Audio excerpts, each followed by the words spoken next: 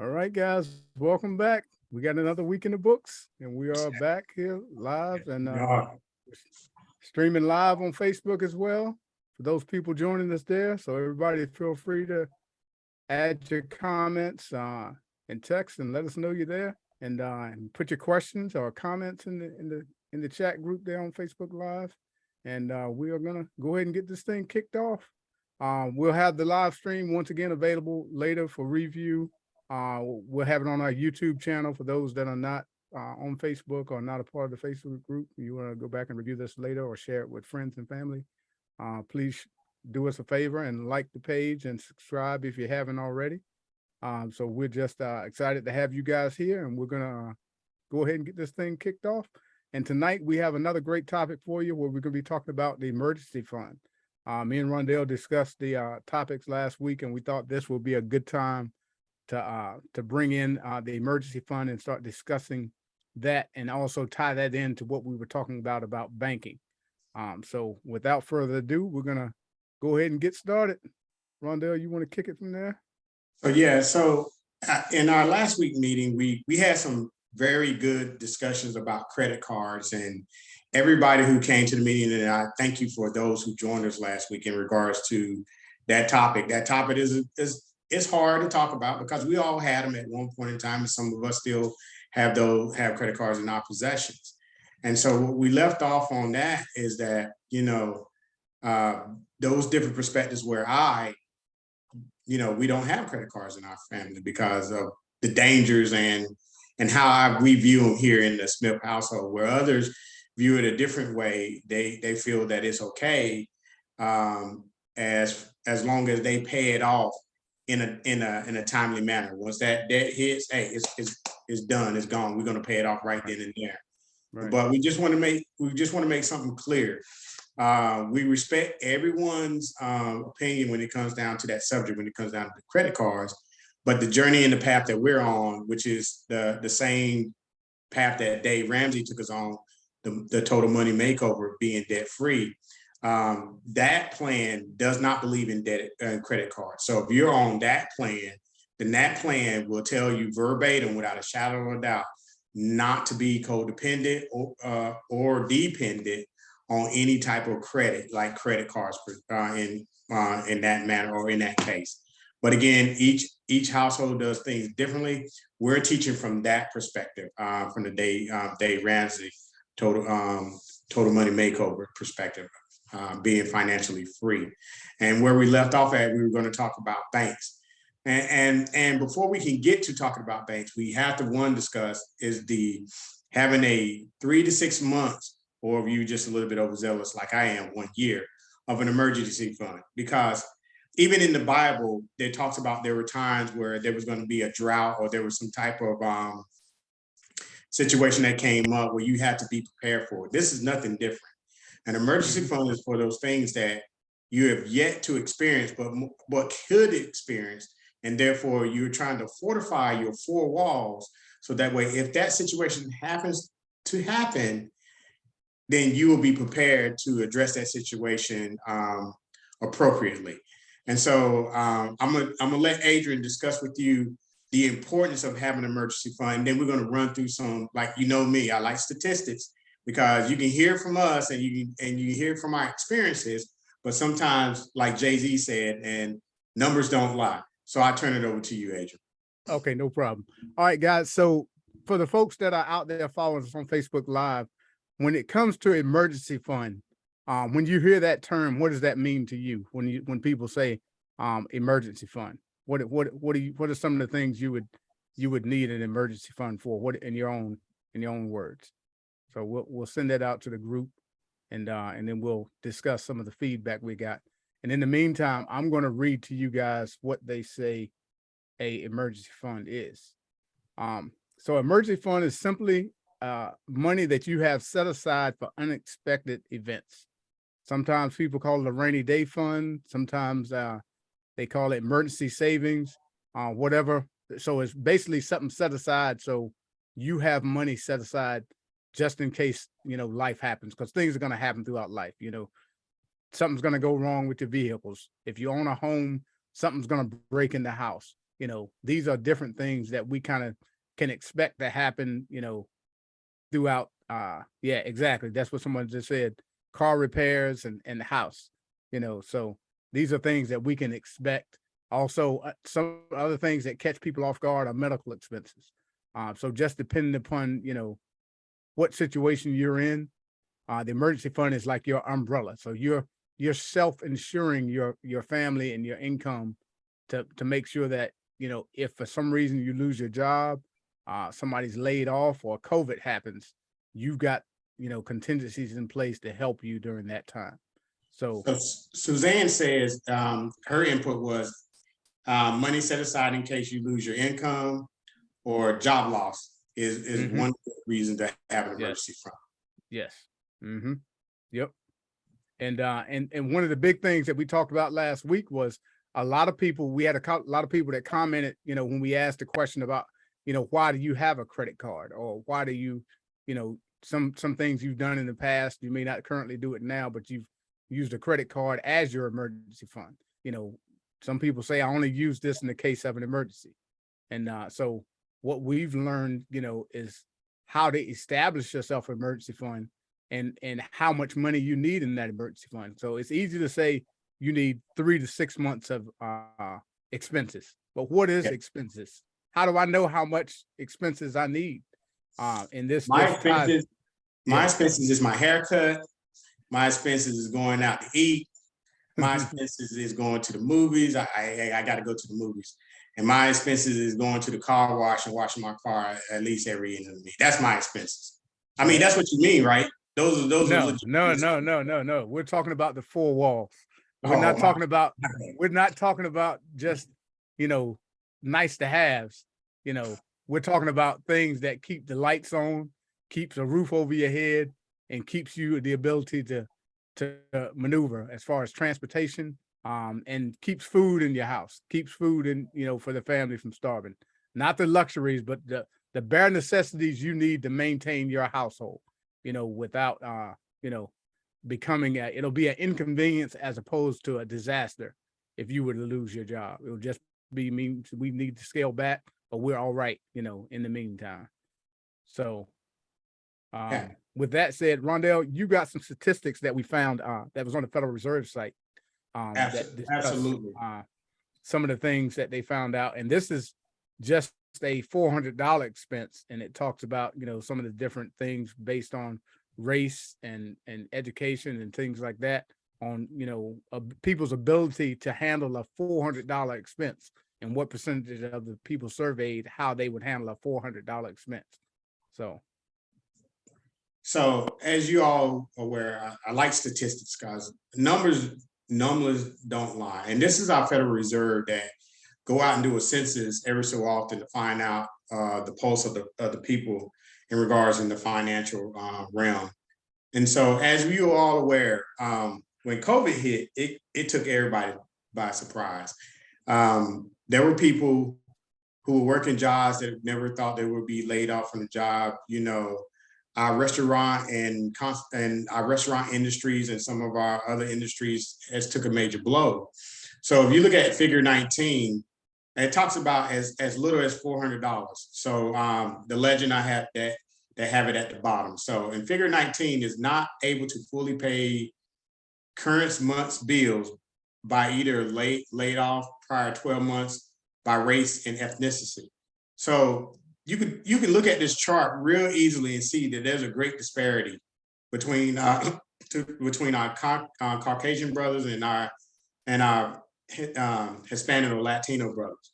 And so not laid off. So this right here, if you're not laid off, only this is in percentage, only 9% if they were not laid off will have, cannot pay some of their bills. And then also another 9% for a total of 18% could not pay some bills if faced with a $400 percent. That's only 18% as a total for our Caucasian brother. For our Hispanic and Latino brothers, that is a whopping 38%, that could not pay some bills and could not pay some bills if they're faced with a $400 expense. We come in at a whopping 26% that could not pay some bills. And then we come out to 13%. We could not pay some bills if we were faced with a $400 emergency. That's just $400. You know, as we discussed last week, we have some of our teenagers who are working at some fast food restaurants. They're getting paid more than the $400 every 2 weeks. And we have a consensus now that's going that they did back in, I think this is 2020, between 2019 2020, that if not laid off, we will have some people that will have some difficulty nonetheless, if you are not even laid off.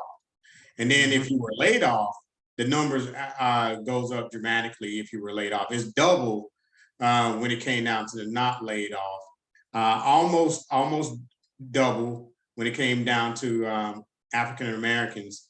55% cannot pay some bills if they were laid off, and then 10% of those could not pay some bills if they were faced with a $400 emergency. And then you have 37% for our Hispanic Latino brethren that they had 37% that could not pay some bills, and 18% or a whopping 55% if they were faced with a $400 emergency. And so and some of the and here's some of the best nuggets out of this. The numbers that they were discussing up here included differences in wages earned at different educational levels, discrimination or differences in credit access, and could have contributed to some of these numbers. The biggest thing that stuck out to me is, one, wages earned and educational levels. You know, all the others, I do believe they play a factor, but those are the two that really jumped out to me when it came down why they would have some challenges in this arena, whether they are not laid off or whether they are laid off. So let's talk about it. You know, when it comes down to your emergency fund. And those who are in the chat, please chime in. So we're talking about a 3 to 6 month emergency fund, you know, and we have been on this journey for a couple of weeks now, and we've gotten a precursor where we started out with our first baby step, and you're saving $1,000.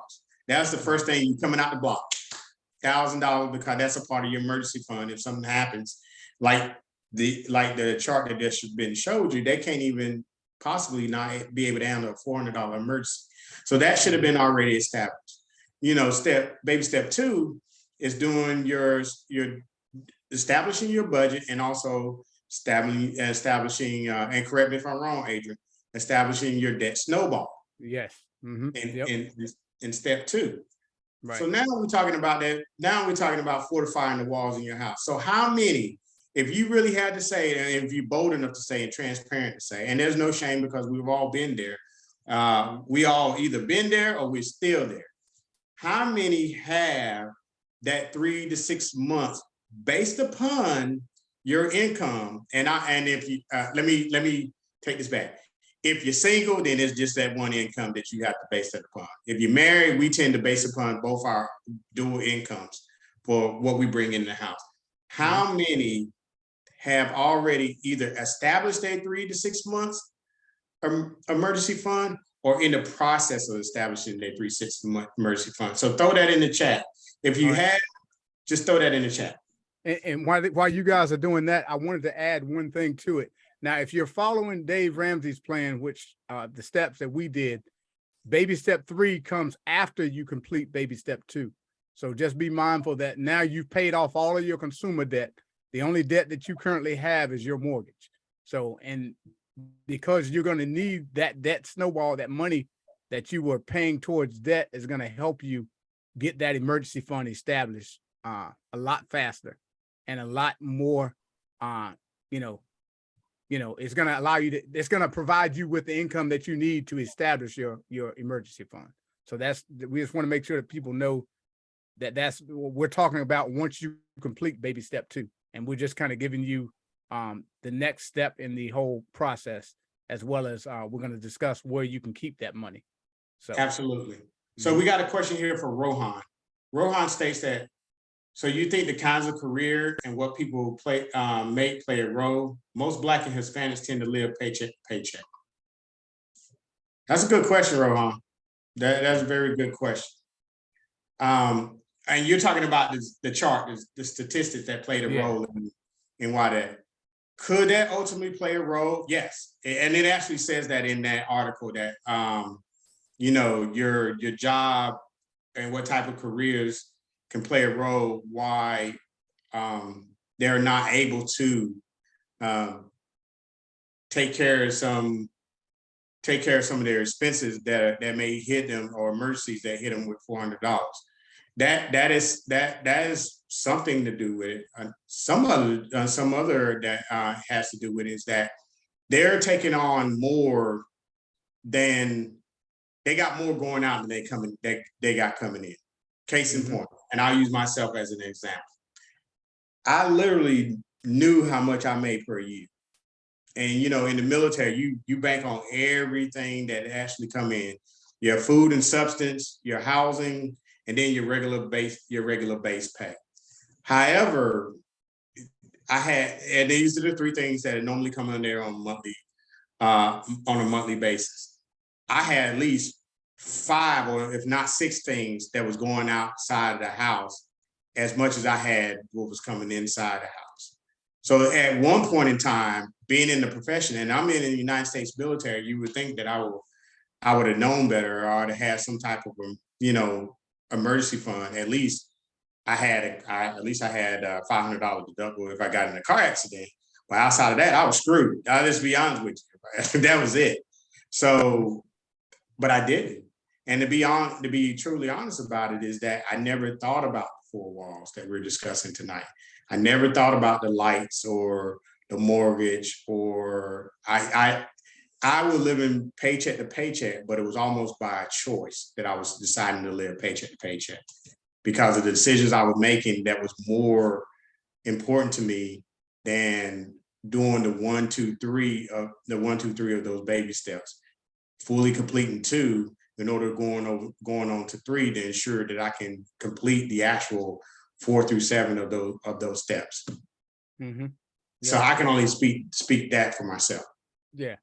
And one thing that I want to say, because a lot of people say the $1,000 is not enough.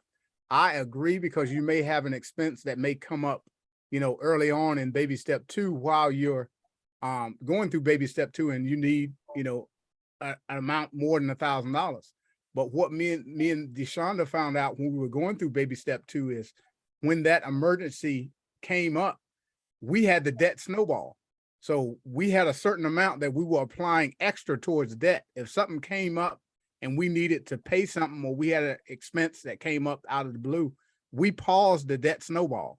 And that debt snowball, you can go back to making the minimum payments. If that means you need to make the minimum payments for, you know, a month or for 2 months to get this, you know, to have the income that you need to take care of whatever this emergency was, that's what you would do in that case, you know, until you're able to fully fill out your 3 to 6 month emergency fund. So not only would you have your $1,000, but you also have, if you were paying an extra $1,500 a month towards your debt, you can pause that. So now you have $2,500 that you can put towards whatever emergency came up. Or if you've gotten further along and your snowball is bigger than that, you know, there's some people that have gotten to the point where they are locked in on this thing and they're paying, you know, $3,500 a month towards their debt, you know. So it all depends upon, you know, where you are and what you're doing to focus in on paying off your debt. So you may have a big shovel, so you may have a high income, or you may say, you know what, my current job is not getting it, so I picked up a side job. I picked up, as Rondell would call a PT, a part-time. Or you started a side hustle to make some extra money. You started doing Lyft. You delivered pizzas. You did something because you said, okay, I've established my budget, and based on my bare necessities, I still don't have enough income coming in. Because that may be the case where your income doesn't match up with the city. Maybe you live in California, or you live in a city, you live in Northern Virginia, and these places are more expensive than living in other areas. So that means that you have to do something, either educate or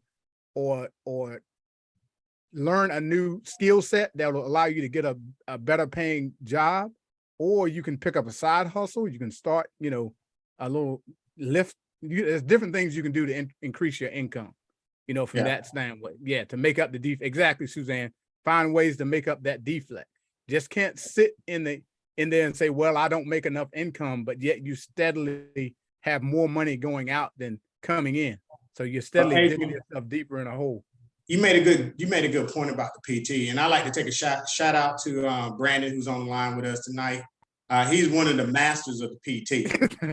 I'm going to be honest with you. This brother knows about a PT now, and our sister Angie, she's also a master of a PT. Most people won't take a PT, but what is your goal? Where are you trying to get to ultimately? You know, ultimately debt freedom, making sure that you had 3 to 6 months, or if you're aggressive, a year worth of your expenses, which is the 4 walls of your house, saved up. So nowadays, a PT part-time job, what I mean by that, Suzanne, is more accessible than ever. That you don't even have to leave the comforts of your own home for some part-time jobs. Right. I have a sibling who was working for it was either Apple or Verizon as for the call center, and she was doing that straight at home off of the internet, utilizing her laptop. Somebody call in, the little chat icon that you having problems with your phone that comes up, and she's that person on the other end and say, how may I help you this evening? And then directing you to one department or another department. PTs have changed so differently from the past, where we would have to go to a department store or possibly a fast food restaurant. Those things are still there. And by the way, some of them are paying some good wages that we have not seen when we were coming up. $15 an hour for me to go to Target and be either a greeter or a cashier, and also take advantage of their discount program as an employee. It pays some benefits if you're a Target shopper already. Same case in Walmart. Some of our young students are working at Walmart, and Walmart, if you work full time, they're giving you some type of college benefits where they're paying for books or maybe even some of the classes. It's all depending on what PT that you need, but it's based upon the goal that you're trying to achieve. Right. Yep. See? Yeah. So Suzanne says she does part-time work as an online teacher. So this is little things that you can do to help increase your bottom line, guys. You can extra $300 a month, extra $500 a month coming in. That'll go a long ways towards, you know, helping you pay down your debt, helping you, you know, do other things that you set your goals for. But the main thing is you got to set these goals, and you got to know where you're trying to get to. You got to have a financial plan put together to know where you want you and your family to be at. And now you can try to get the income to match up if it's not already matching up, and you can, you know, do these different things to get to where you're trying to get to. So just, yeah. So, but now we're just going to move on a little bit here. So with an emergency fund, you know, most people say, well, how much do I need? Like we said before, once you've done your budget and you've got an idea of, you know, what you got going out, you know what your 4 walls are, as we call, you know, you got your housing. So that's going to be your mortgage or your rent. You got your utilities, which is going to be like your light bills, your gas bills, if you have them, water bills. These are all monthly expenses that you know are coming around every single month. One thing that I want to add for folks that a lot of people don't know when it comes to electric bills, because we get this a lot. They say, well, the electric bill varies 1 month. It varies from month to month. So because, but there's a thing that you can do, everybody, and I told my brother about this because he didn't know, and he called his electric company, that they have what's called a budget option. You can call your electric company, and what they'll do is take your, previous 12 months of what you paid for your electric bill, and they'll divide that by 12. And now you have a set payment each month. Me and my wife have been doing this. For the past probably 10 years, where we've had our electric bill is the exact same amount every single month. And then after that 12-month period, if we've paid more in than what we've used, then our electric bill goes down. if it, so that monthly payment may have been, $280 per month, for the last year. So this year we didn't use as much electricity. So now it's $249 for the next 12 months, or it may go up to $290, but at least, for that 12-month period when you're doing your budget, you won't get any surprises about what your electric bill is going to be from month to month. So That's it makes good. it a lot easier for you to factor that in when you're doing your budget. Because now, my electric bill is $249. So I already know that I don't have to guess that I'm gonna get a $400 electric bill in the winter and a $150 bill in the summertime, or something like that. So that's just one thing to keep in mind when you're doing your four walls. The other one is going to be your food expenses. How much do you need as far as food and groceries? If you had to go to the minimum to make sure everybody in the house was able to eat, you'll factor in that line item for food. And then the last line item is going to be your transportation, gas, what do you need to make sure that, if you got a car payment, what do you need coming in to make sure that you can make that car payment, make your insurance payments, Yep. Operating expenses. Getting the maintenance done on the car, make sure that you have those four walls taken care of. And that's going to be your baseline for what you're going to do if you don't have any income coming in and you need to live off of your emergency fund. So those are going to be the baselines for building out your emergency fund. Now the key word in that is emergency fund. And what I mean by that is that, let's just say we with gazelle intensity, we went through baby step 1, we crushed baby step 2, we got all our bills paid. And now we're well on our way to establishing that 3 to 6 months emergency fund. The emergency is the key word in that sense, emergency fund. And you have to be very strategic, because once we start building up that emergency fund, looks tempting. It looks tempting to dip into it, because you're now saying, oh man, it's time for us to take a trip, Right. And versus continuing along with the budget that you're establishing in baby step 2 and making a line item to say, hey, we're going to take a trip. This is going to cost about this much. And we're going to do it that way. We tend to fall back and we dip into that emergency fund. Now, we got a good question from Brandon. Yeah. I was always told that your emergency fund should be 3 months of monthly expenses, because it would take you approximately 3 months to find a job. What do y'all think? Brandon, I think you're on the right path. Yeah. If you're aggressive enough, if you happen to lose your job and you're aggressive enough to find some work to replace that income coming in, then yes, 3 months should be sufficient. But it all depends on your household. Like, Yeah. I'm gonna be honest with you, I'm a little bit. Most people are planning for World War II. I'm planning for Armageddon. So, Yeah. 3 months of my expenses in my household is not comfortable for me. I like to have a year's worth of expenses for our household, but 3 months is a good baseline, because that goes along with the plan that we're discussing here. 3 to 6 months is that plan, and it may depend, based upon your household, because a single person may say, I only need 3 months worth because this is all my four walls consist of, and I'm pretty sure that I can find another work within that time frame. Others may say, I feel a little bit comfortable with 6 months, because although he or she, if we're a couple, or even if I'm single, you know what, I want to methodically find what I need to find, but I still want to maintain the four walls that I've already established. So yes, the rule of thumb is 3 to 6 months, like Sue Ann stated in the chat. But your boy here, I'm comfortable with 1 year. That's just me. Maybe I'm a little bit paranoid. And one thing that we did for us is we started out with 3 months, because another thing that you base this on is if you have 2 incomes coming in the household, it's going to be unusual that both of you would be out of work at the same time. It does happen, but if you're in a career field where can easily find a job, like say you work in cybersecurity, it's the kind of field I'm in. I'm in cybersecurity, and they, I have offers all the time, and I'm not even looking, so it wouldn't be hard for me to find another position based off of the career field that I'm in.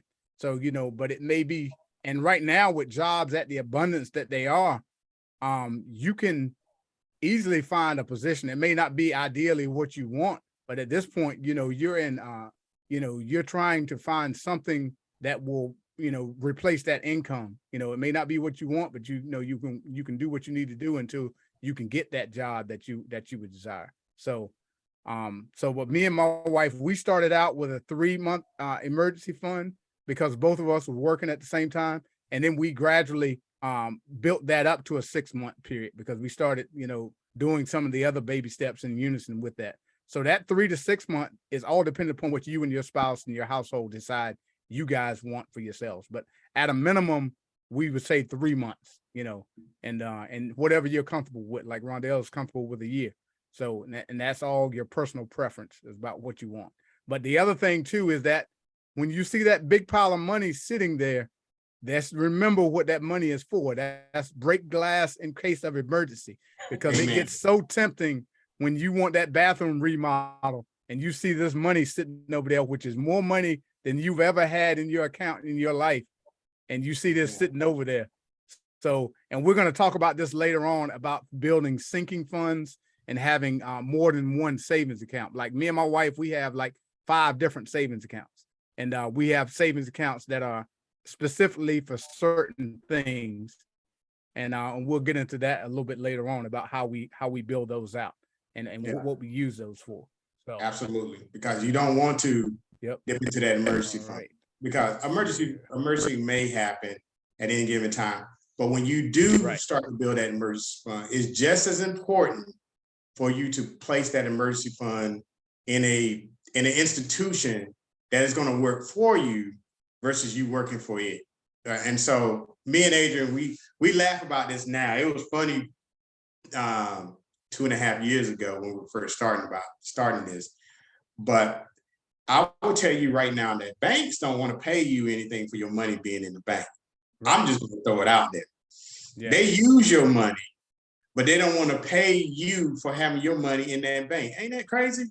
And so, so how do you think banks are able to make these mortgage loans to these individuals that come to their institutions and say, hey, I want to take out a mortgage loan? They leverage your money against those loans for those people to build the homes they want.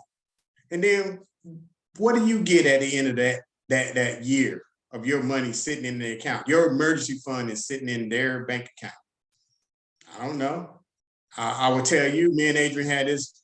I think I was heartbroken to know that USAA was not as the premier bank that they so claimed to be. And Adrian had his own story about one of the banks down the street from his home. Oh man. And stuff. So we were going on this journey.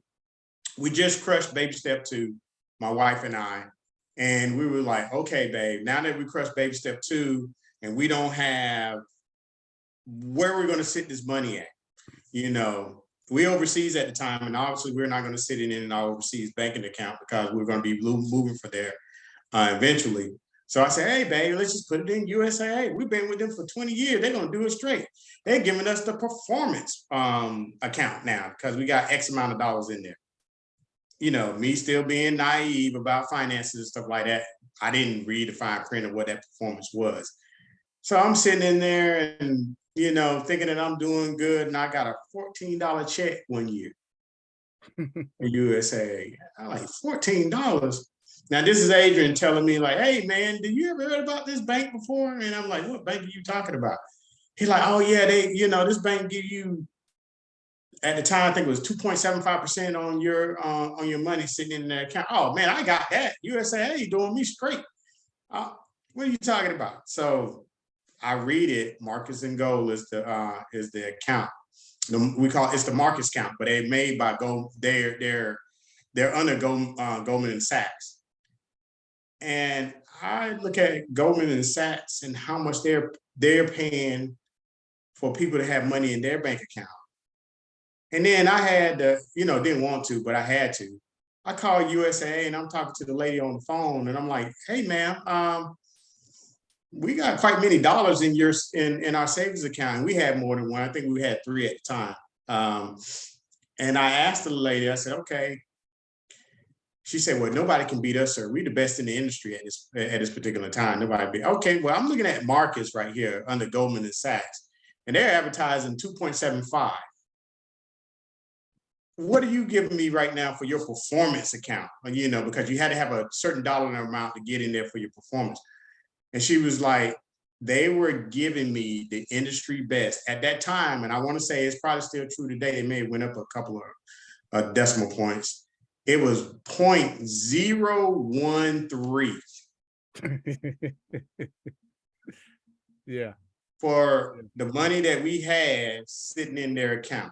And the lady assured me that we couldn't get no better than that. And I was like, well, 2.75. She's like, no, sir.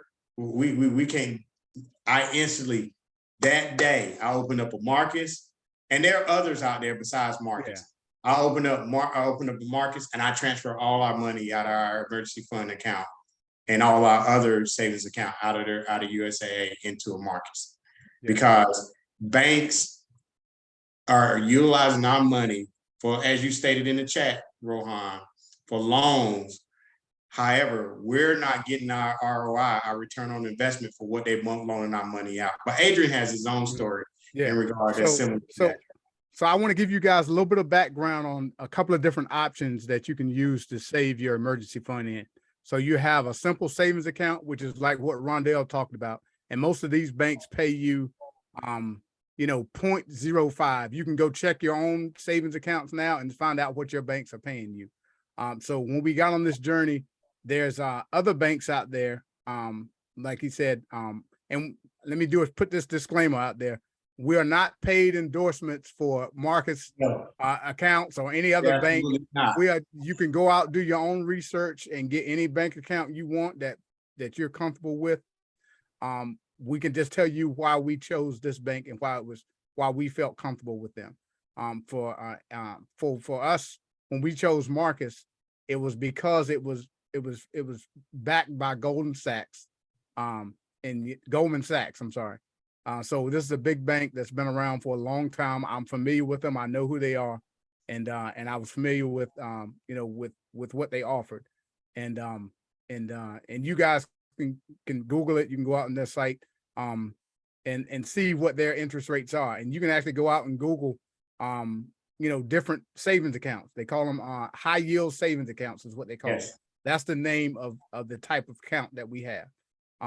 These accounts pay anywhere from 1.5% on up to well into the 2% range, which is what the Marcus account from Goldman Sachs pays.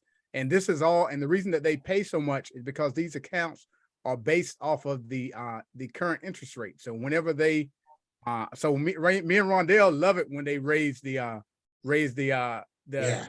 rates for financing, because every time they raise it 0.75%, they raise our the amount they pay us on our savings accounts right along with that. So every time we get a rate hike, me and Rondell are virtual high-fiving each other, because we don't, it's costing you more to borrow money, but it's making us more money to save money, because they're increasing our rate each time they do that.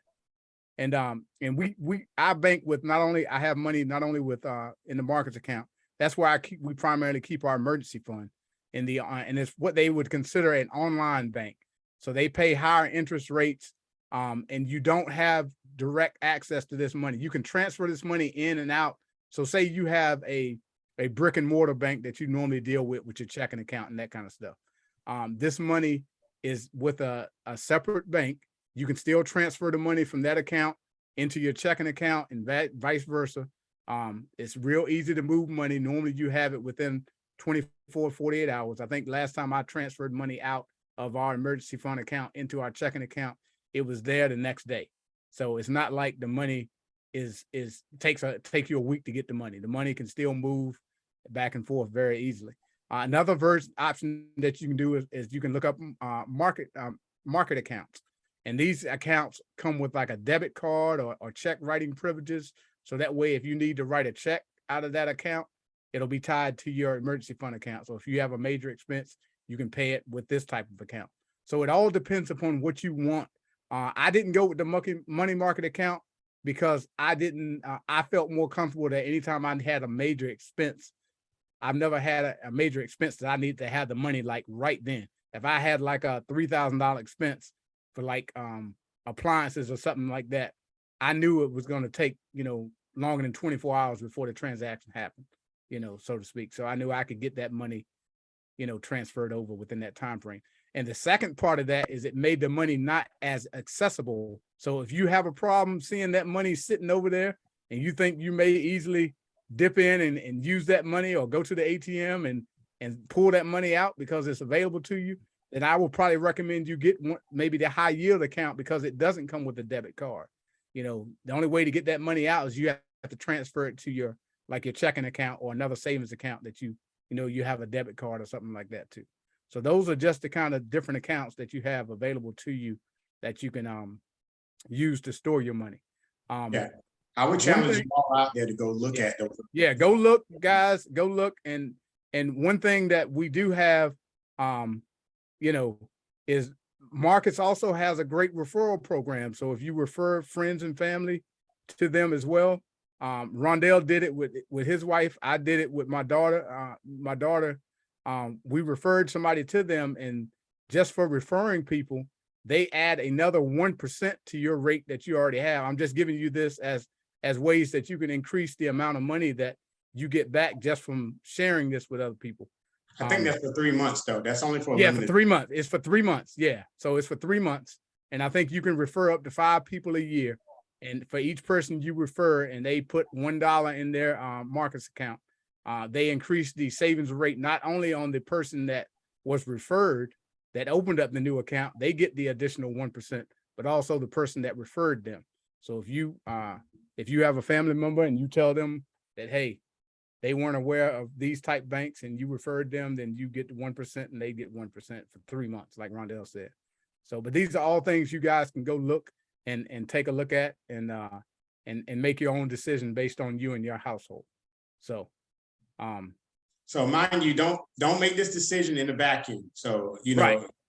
So if you're up here without your better half or you up here together and y'all never thought about this before, you have to know what your banking institutions are. Right. Like my wife and I, once we decided, because we were with USAA for their savings account for so long, and we got kind of comfortable with that because we know the mechanisms, the ins and out. But being a military family at the time, we were traveling. We were never again.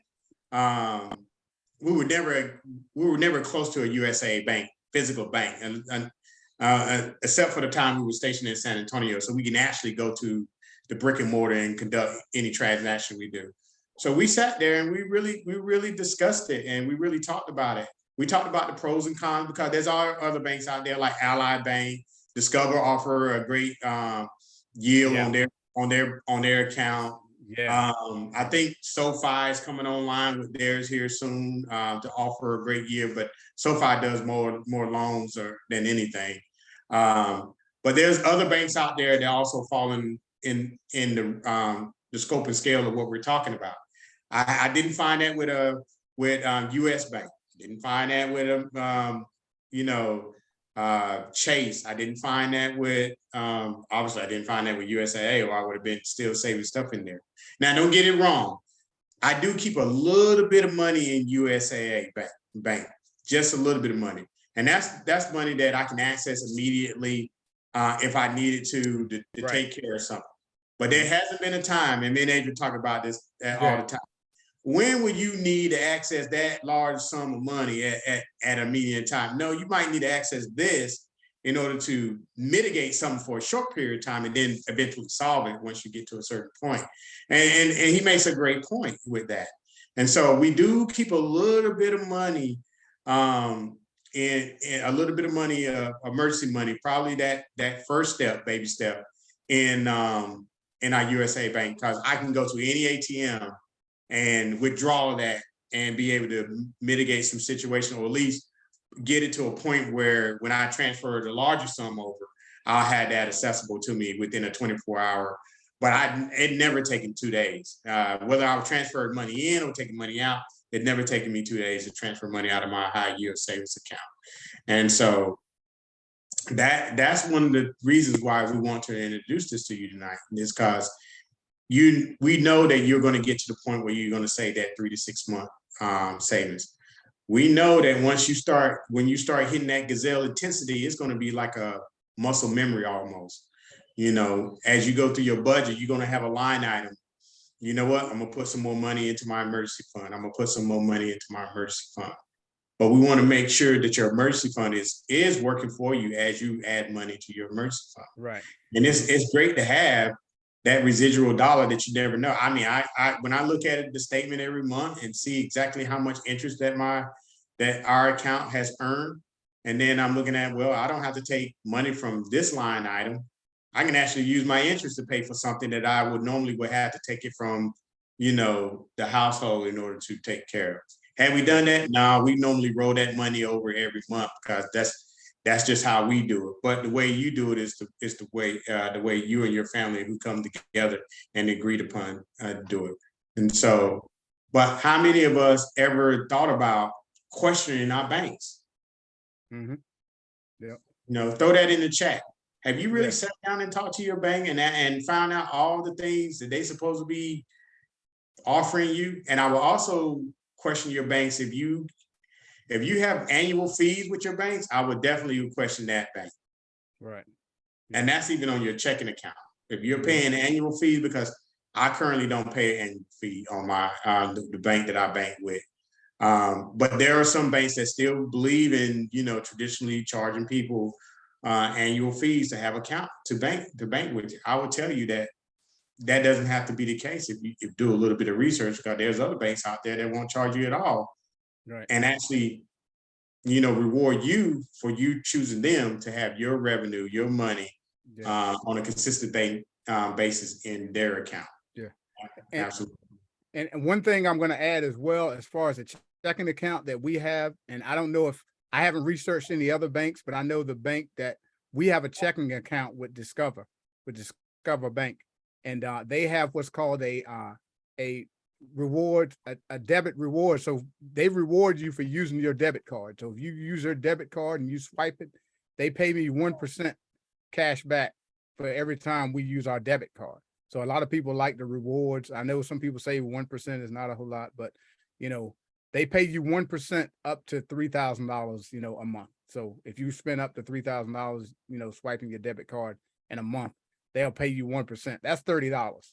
So I don't know where else you can get for spending your own money. This is not charging it on a credit card. This is just using a debit card that you were going to pay for your light bills, any other expenses, your cell phone bills, any of those things, and you can use your debit card.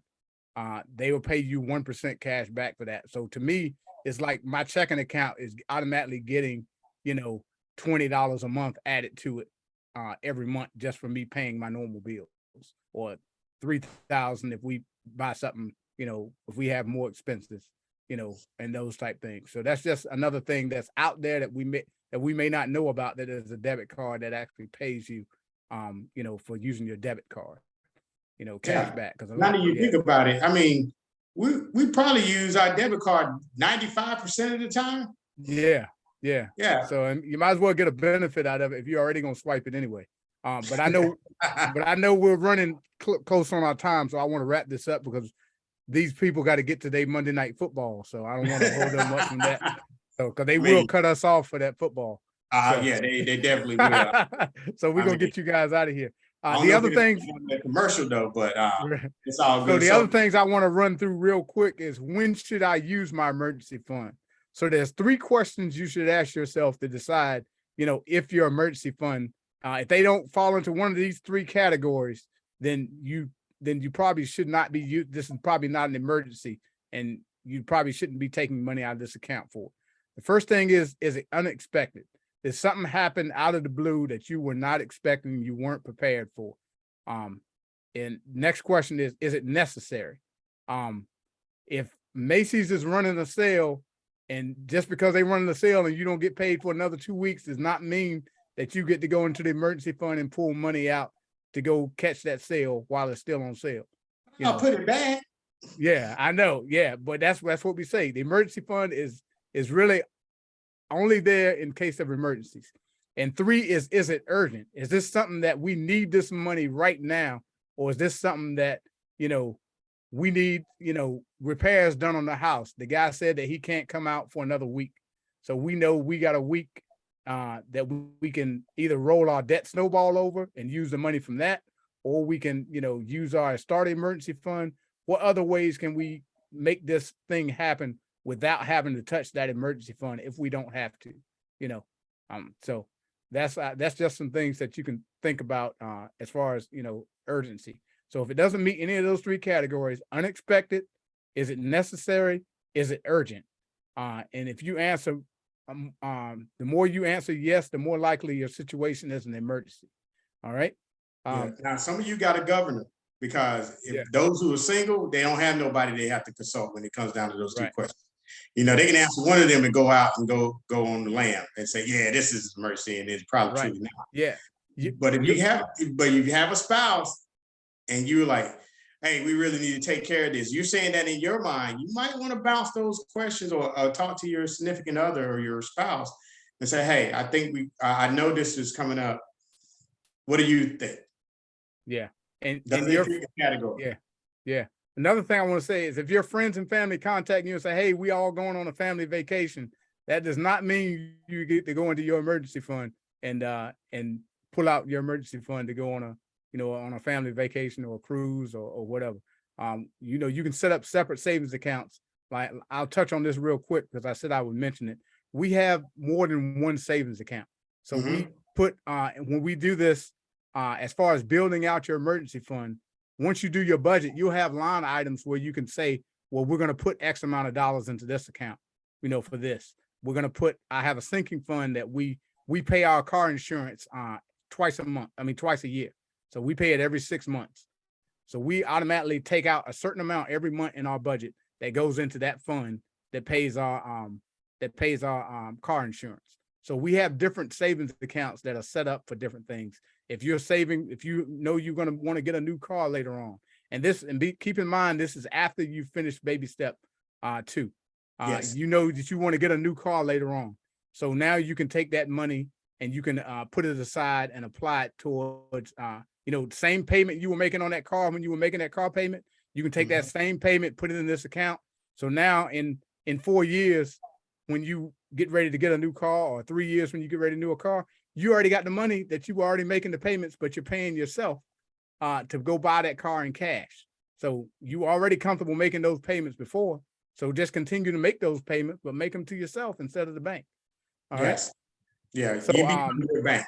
Yeah, exactly. So next is set a monthly savings goal. You know, set a goal for how much money you want to put in savings and take that off at the top of your income when it comes in.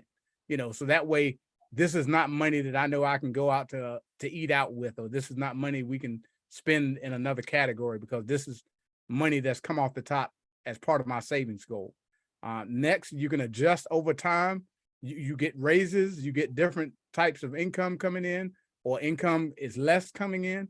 You can adjust your savings goals based in your budget on how much, you know, you got extra income coming in. You get a 5% raise, or you get a 3% raise, and now you got an extra $200 coming in. You don't necessarily have to take that $200 and automatically spend that on upgrading something. You know, take it and put it directly into your savings account. You know, hey man, but I work hard. We all say that, but it's just an easy cop out for us to continue to have bad money management. You know, to deal bad with money. That's just an easy cop out, because I said that many a time. I work hard, I deserve to get whatever I want to get, you know, but in reality, that's just a cop out that I don't have to adult. You know, kids do what they want, and you know, they do what feels good. Adults, you know, do what they're supposed to do, you know, so. Amen. But I mean, you those are great points. They really are. Yeah. You know, we're on a plan here. We're on a path. Right. It's basically doing the things that'll get you to the goal that you desire to be. We can, Adrian can, you know, give you all this information, and I can share the information I have. But we got to go back to, what's your why? Right. Why are we doing this? You know, where are we trying to go ultimately? You know, we talk about it all day. What's the point of doing all of this if we're never going to reach the goal that we originally planned on reaching at? And that's ultimately being debt free. So that way we can live like no other and give like no other, ultimately, when we come down to it. So remember your why, because temptation will come. Yeah, exactly. It will come. But if you haven't accomplished that why or the goal that you and your family set for each other, it'll be for naught. And that's what you don't want to do. You don't want to have to spend this time and the sacrifices that you will go through if you haven't gone through them already or started going through them to get to the point where you want to be. And that's not only, you know, being debt free, but that's also establishing that baseline for you and your family to go further outside yourself. But that's that generational wealth. Yeah. All right. And the last things I want to touch on are quick ways to start your emergency fund. This can be your starter emergency fund if you're just getting started, or this can be a quick way to help you build your emergency fund after you've, you know, completed baby step 2. First thing is sell some stuff. Look around your house. Rondell was a prime example of this. He talked about it in one of our other sessions about how you can, you know, sell stuff. You know, selling stuff for $5, $10, that shoes you haven't worn in 2 or 3 years, and you put them on Facebook Marketplace, and they'll go for $5, $10. That money adds up real quick. You know, if you got 50 pair of shoes laying around that a lot of them you haven't worn in a long time, you sell those for $10 a piece. That's $500 that you can use towards something that'll go in your savings account more than it just sitting in the closet collecting dust. Next thing is boost your income. You know, like we said, take a part-time job, you know, start a business, start a side business, you know, look for other ways that you can add some bottom line to your current income. 2 is adjust your tax withholdings. If every year you're getting a tax refund, that's money that you're loaning to the government free of charge that they are able to, you know, that you're giving them for free. You know, so if you find out every year you're getting $4,000, $5,000 back, that means your tax withholdings are not properly, are not configured properly. So you need to work with a tax professional and make sure that they're withholding the proper amount. So you want to try to get that tax refund as close to zero as possible, because that's money you can be using throughout the year to, you know, to use towards your debt, to use towards your savings, and not letting the government hold on to that money for the year. So these are just some of the things that we wanted to touch on. We're right at our time. So guys, we'll post, like I said, we'll post these videos later. So if you want to go back and replay it, but these are just some of the things we really wanted to kind of relate to everybody. I'm going to post a link to some of the articles that we have about how to build your emergency fund and some of the different savings accounts.